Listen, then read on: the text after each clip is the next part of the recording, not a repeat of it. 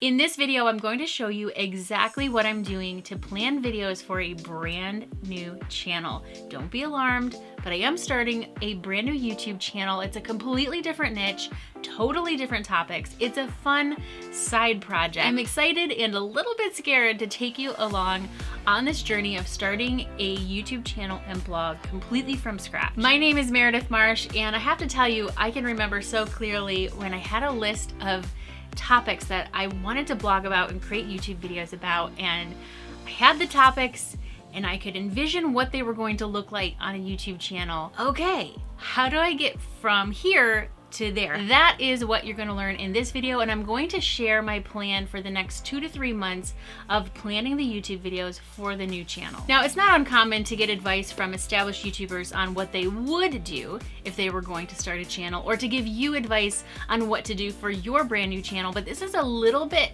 different because I actually am starting a brand new channel from scratch, and I'm taking you along with me. So if you're new here and you're interested in that, hit that subscribe button and hop on this bus with me. Since we are talking about starting from scratch, planning videos from nothing, it's important to keep in mind that what we're really thinking about here is planning an entire channel. We're planning a channel and the videos that are going to fill up that channel. So keep that in mind as we work through this. Now, I am purposefully not telling you the name of this new channel for 2 reasons. 1, because there's nothing to see there yet, and 2, because I want to be able to show you, those of you who are coming along on this journey with me, how I'm doing it organically, how I'm growing a channel, getting views on my videos organically, and not just asking my subscribers and viewers over here like you to go hop on to that channel and subscribe there too. So I hope that makes sense.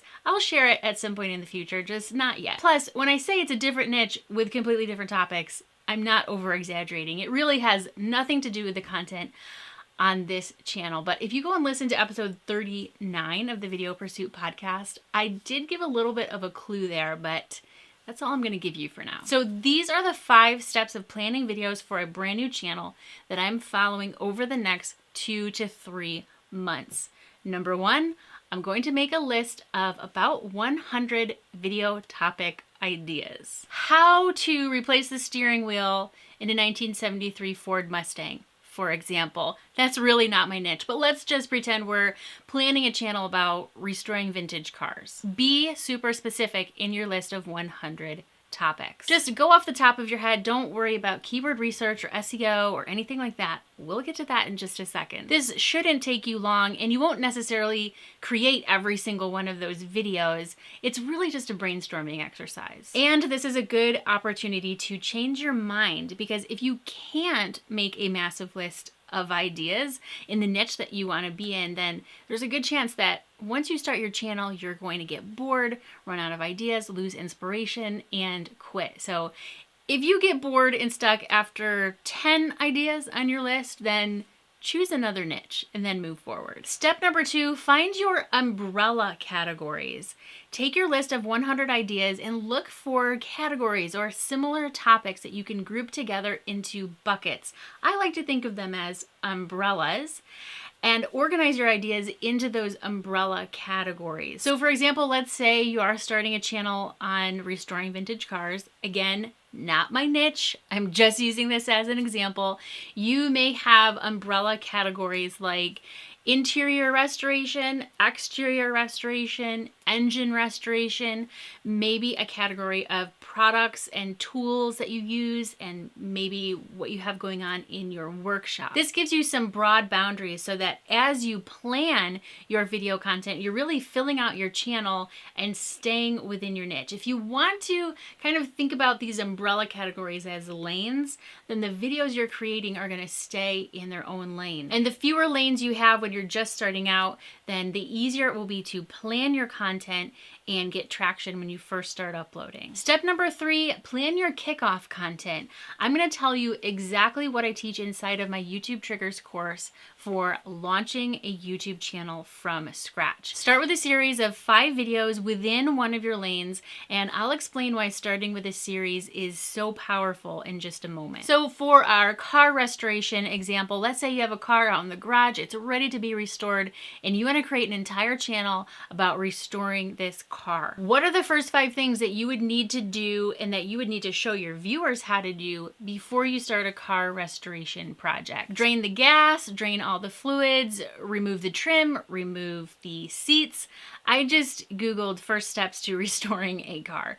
But those are the first logical steps of what this YouTube channel is going to show the viewers. This would make a great series to start off with your kickoff content because number 1, you will need to do these things anyway, so you might as well capture it and share it with your audience. And number 2, it gives your viewers a reason to come back. So you use a series to attract your ideal audience. The reason why creating a series is so powerful is because you can use it to attract your ideal audience. In this case, people who are interested in restoring an old car or learning about vintage car restoration. It gives them a reason to hit that subscribe button and binge watch the rest of your videos. If you go from draining the gas to installing the seats to the paint job, yes, those things will be interested to your ideal audience, but are you giving them a reason to subscribe? Whereas if you have a series that is sequential and these are the steps of restoring a car and you're sharing tool reviews as you go and you're sharing your workshop setup as you go while you're restoring the car, then it gives them a reason to come back. Step number 4 is keyword research. And this is another secret from inside of YouTube Triggers. I call this the search and rescue strategy. You want your videos to show up as a search result for your ideal audience. You're answering those questions. You're giving the solutions to the problems that they're searching for. You're the hero in your niche, and they keep coming back to hear more from you. So how do you show up as a search result?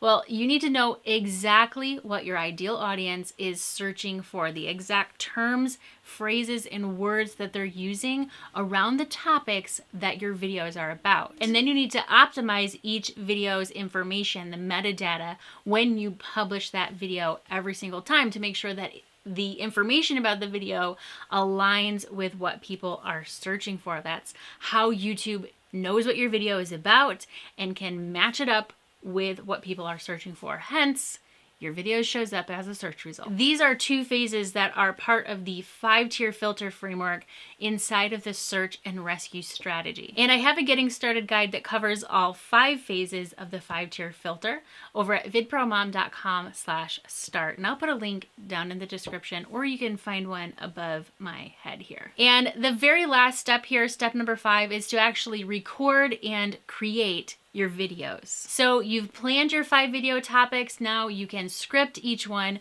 record each one, and then edit as you go.